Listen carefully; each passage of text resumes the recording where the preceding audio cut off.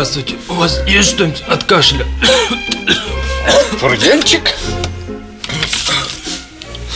Фурген, это же слабительное.